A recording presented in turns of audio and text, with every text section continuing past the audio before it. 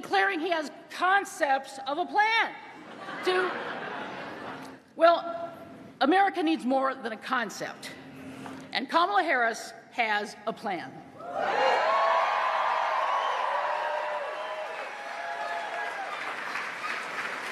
When elected,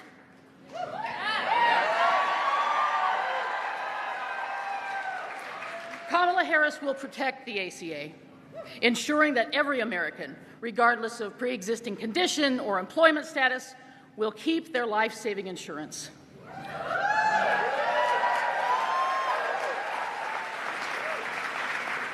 Since being elected Vice President, Kamala Harris has strengthened the ACA. She negotiated with big drug companies to cap out-of-pocket costs for prescription drugs for those seniors on Medicare, and she won't stop there as president. This election is a choice between two very different visions for the future. And I am so proud to introduce a champion for all Americans, our next President of the United States, Kamala Harris. Freedom, freedom, I can't move. Freedom, cut me loose. Freedom, freedom, where are you? 'Cause I need freedom too. I break chains about myself. Don't let my freedom rot in hell. Hey, I'ma keep on running 'cause the winner don't quit on themselves.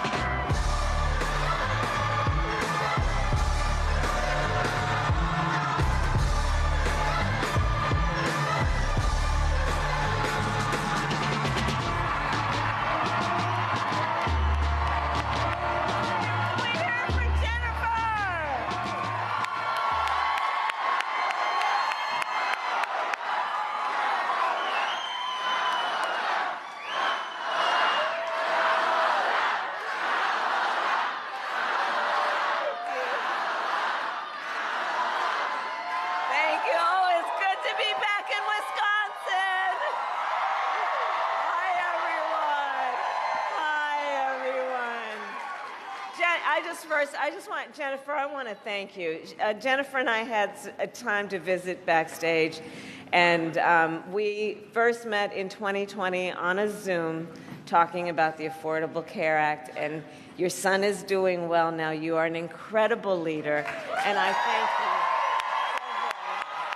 Let's hear it for Jennifer, please. Thank you. Thank you. All right, Wisconsin, are we ready to do this? Are we ready to vote? Are we ready to win? Oh, it's good to be back. And I want to thank all the leaders, everyone, and thank you for taking the time out of your busy lives to be here this afternoon. You know, we are all here because we care, and we know that this is about community and of all of us being here together at one time. And I thank you all. And I want to thank my dear friend Tammy Baldwin. Send her back to the United States Senate. Lieutenant Governor Rodriguez. County Executive Nelson. And the chair of our Democratic Party, Ben Wickler.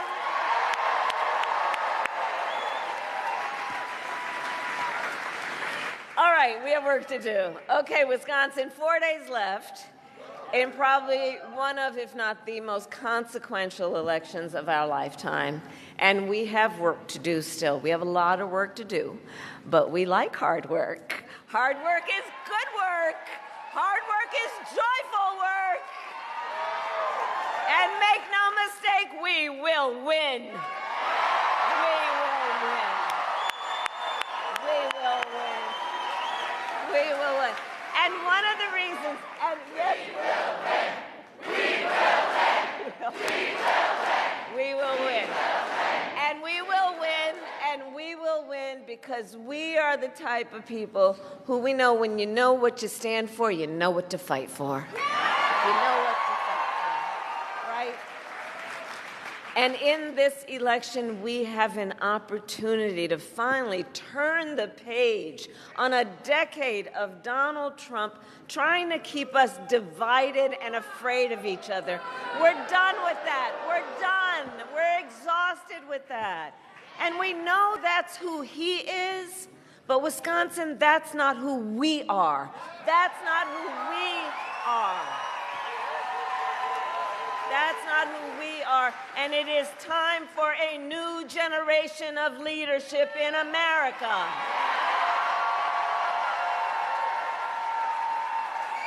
And I am ready to offer that leadership as the next President of the United States of America.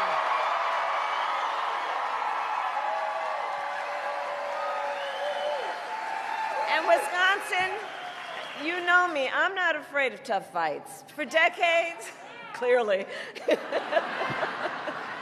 for decades, I was a prosecutor and the top law enforcement officer of the biggest state. And I won fights against the big banks who ripped off homeowners, against for-profit colleges that scammed veterans and students, against predators who abused women and children, against cartels that trafficked in guns and drugs and human beings. And I pledge to you, if you give me the chance to fight on your behalf as president, there is nothing in the world that will stand in my way.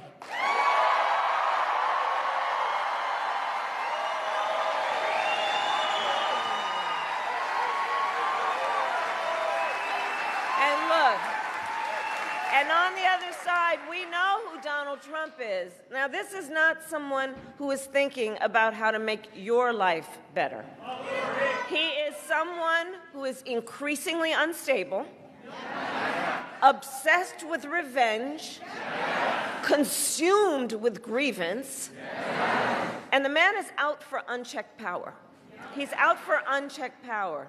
And in less than 90 days, you can picture the Oval Office. In less than 90 days, it's either going to be him or me sitting in the Oval Office. With your help. Okay.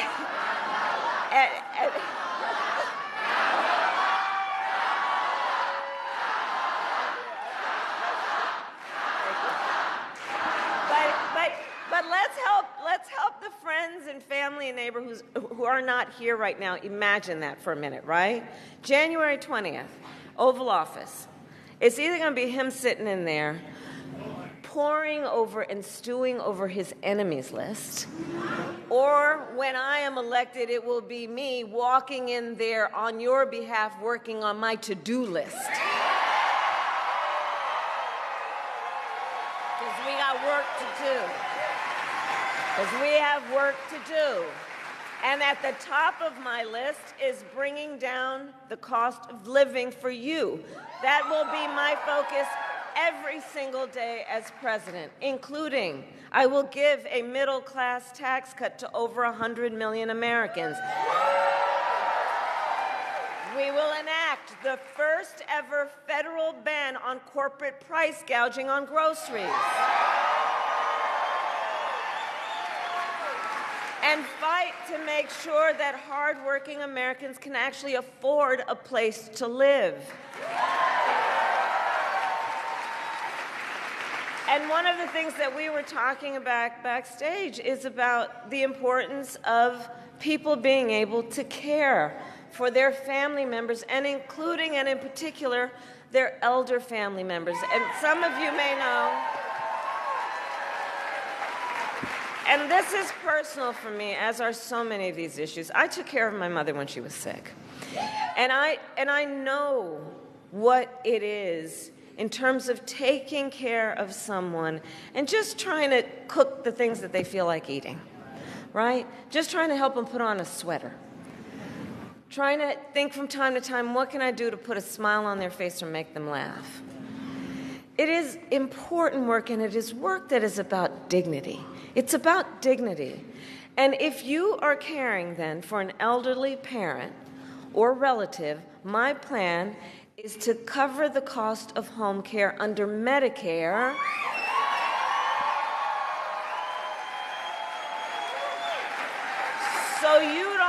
to worry about either spending down whatever savings you have to qualify for Medicaid or quitting your job and cutting off a source of income to be able to stay at home. In particular, if you're in the sandwich generation, meaning that you are taking care of your kids while you are taking care of a parent. It's about dignity. And my plan will also lower the cost of child care. Again, about dignity.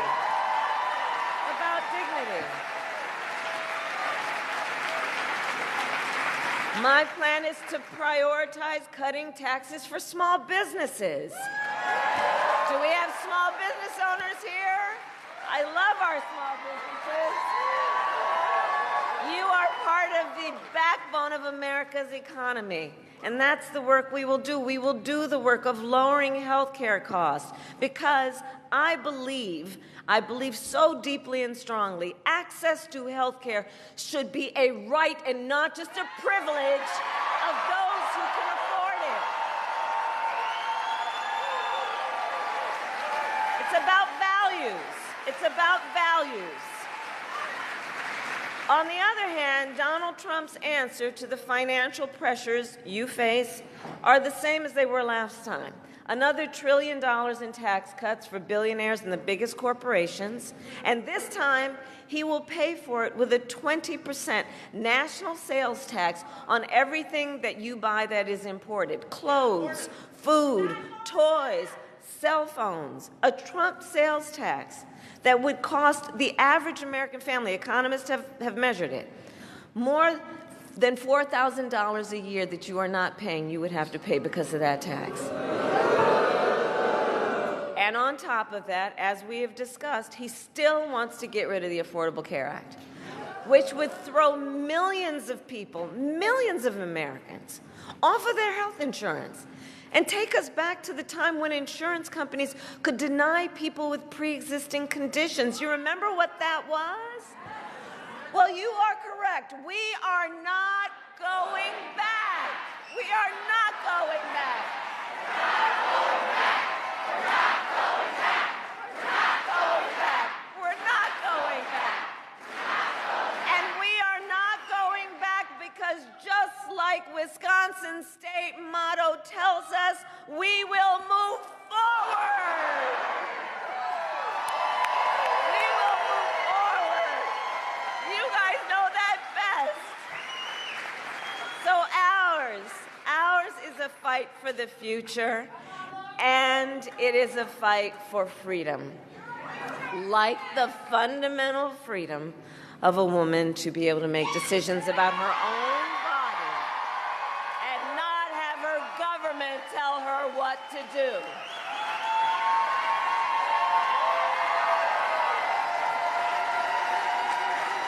And we remember how we got here. Donald Trump, when he was president, hand-selected 3 members of the United States Supreme Court with the intention that they would undo the protections of Roe v. Wade.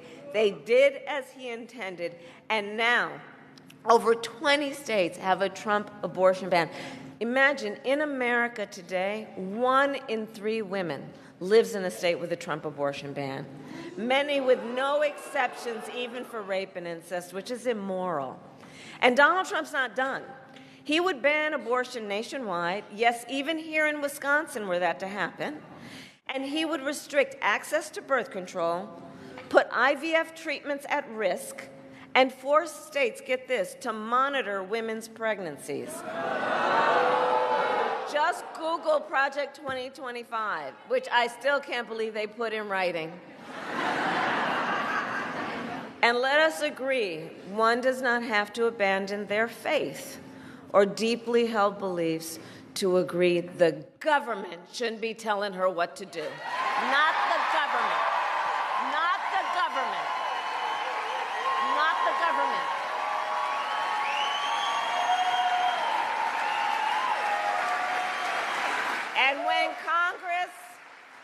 And when Congress, together with Tammy's leadership, passes a bill to restore reproductive freedom nationwide, as President of the United States, I will proudly sign it into law. Proudly sign it into law.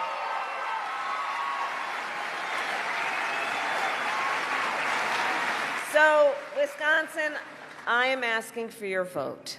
I am asking for your vote.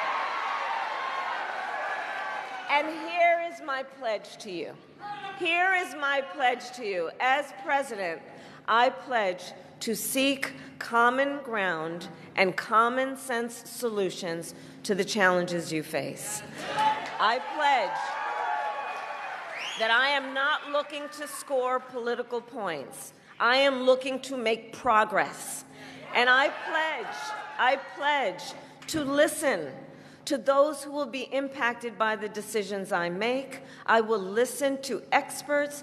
I will listen to the people who disagree with me. Because you see, unlike Donald Trump, I don't believe that people who disagree with me are the enemy. He wants to put them in jail. I'll give them a seat at the table. That's what a democracy is about. That's what leaders do.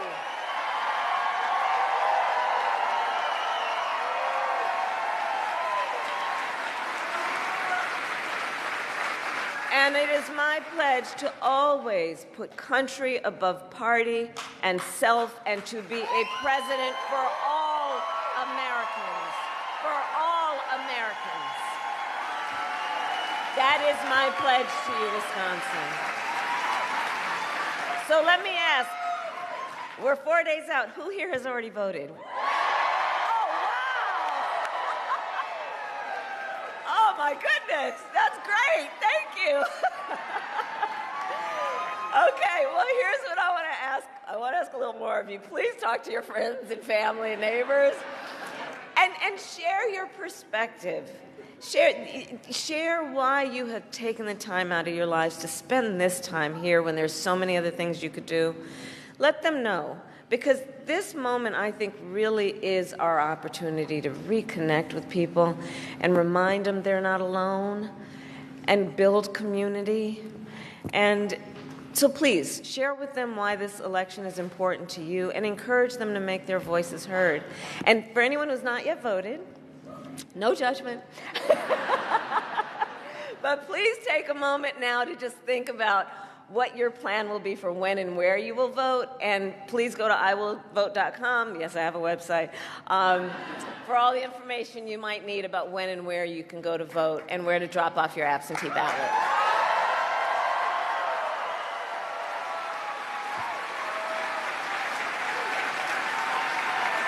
And Wisconsin, truly, we need everyone to vote here. You, Wisconsin, are going to make the difference in this election. You will make the difference. You will make the difference. And so it all comes down to this. We are here together because we love our country. We love our country. And when you love something, you fight for it. And I do believe it is one of the highest forms of patriotism, an expression of our love of our country, to then fight for the ideals of our country. That's what this is about. And it is fighting for the promise of America. And I'll tell you, I have always believed in our nation's promise because I have lived it. I grew up as a child of the Civil Rights Movement.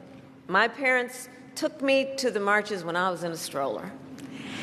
And there were people there from every walk of life who came together to fight for freedom and for opportunity. Growing up, I saw how hard my mother worked to raise my sister and me and to give us the same chances that our country gave her. And I was blessed to have family by blood and family by love who instilled in me, you know what I'm talking about, and instilled in me the values of community and compassion and faith. And I've spent my life fighting for people who have been hurt and who have been counted out, but who never stopped believing in our country that anything is possible. I have lived the promise of America, and I see the promise of America in everyone who is here, in all of us, in all of us, in all of us. This is the promise of America. This is the promise of America. In the fathers and mothers and grandparents who work hard every day for the future of their children. In the women who refuse to accept a future without reproductive freedom. And in the men who support them.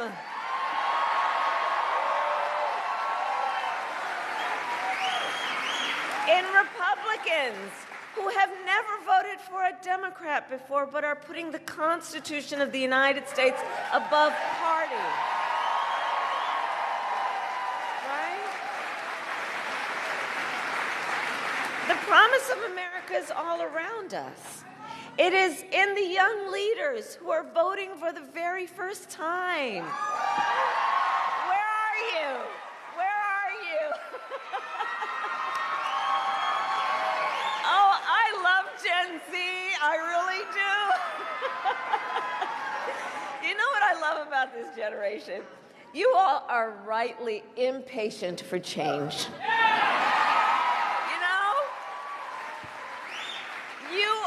Determined to live free from gun violence, to take on the climate crisis. You guys are going to shape the world you inherit. And for this generation, none of these issues is theoretical for them. It's not political for them. For you all, it is a lived experience. It is a lived experience. That's right. And I see you, and I see your power. And I am so proud of you when I think about the future of our nation. So can we hear it for our first-time voters?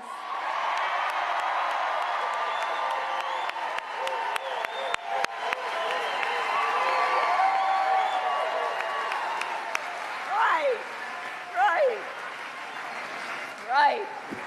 All right, so Wisconsin, 4 days. 4 days to get this thing done, and no one can sit on the sidelines. Well, let's spend the next 4 days so that when we look back on these 4 days, we have no regrets that we did everything that we could. So let's knock on doors, let's text and call voters, let's reach out to family and friends and classmates and neighbors and coworkers. And as we do, please, I do ask you, let us be intentional about building community. Let us be intentional about building coalitions. Let us remind each other and others that we have so much more in common than what separates us. Let us do that. There is power in that. It will strengthen our country. And we'll remind folks also, your vote is your voice, and your voice is your power. It is your power.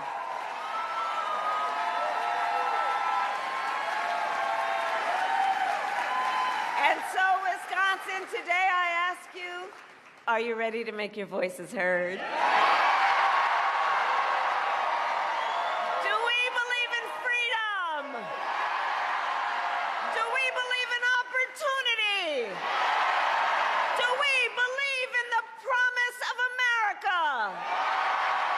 And are we ready to fight for it? And when we fight, we win. God bless you, and God bless the United States of America.